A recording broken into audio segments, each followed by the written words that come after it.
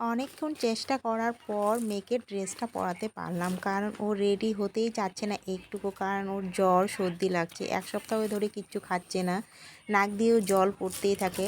তারপরে কি করব, আর কোনো মতো করে চেষ্টা করার পর ড্রেসটা পরাতে পারলাম। তো ভাবছি তাড়াতাড়ি করে কেকটা কেটে নিই। আর 7টা 15-তে ওর হচ্ছে জন্ম হয়েছিল। আর 7, 7:30 বা 8টার মধ্যে আমরা কেক কেটে দিয়ে দিলাম তাড়াতাড়ি, কারণ বেশিক্ষণ থাকবে না ওর জ্বর।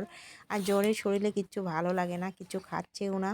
তো তাড়াতাড়ি করে আমরা কেকটা কেটে নিয়ে নিলাম। আর সবাই ভিডিও করতেছি বলে ও ভীষণ লজ্জা পাচ্ছে। তো কেকটা ঠিক মতো করে কাটতেওছে না, আর রেগে যাচ্ছে একটু পর পর। তো ভালো করে তাড়াতাড়ি করে কেকটা আমরা কেটে আবার খাওয়াতে হবে, নাহলে ঘুমিয়ে পড়বে। তো কেকটা কেটে নিয়ে নিলাম তাড়াতাড়ি করে। তারপর ওকে আমরা বললাম একটু ফটো তুলবো, বা ফটো তুলতেও চাচ্ছে না, ও রেগে যাচ্ছে ভীষণ। তো আবার এখানে আমরা কেক খাওয়াই দিচ্ছি, পায়েস খাওয়াই দিচ্ছি। তো আমাদের হাতে আবার খাচ্ছে না, ও নিজেই মানে কেক খাবে, খেতে যাচ্ছে না।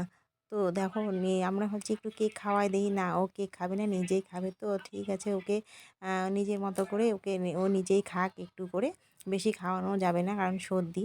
তো পায়েস খেয়ে দিচ্ছে, পায়েসটাও খাবে না, রেগে যাচ্ছে একটু পরপর। জ্বরে শরীরে কিচ্ছু ভালো লাগে না, আর তাই ও নিজেই একটু করে কেটে খাচ্ছে।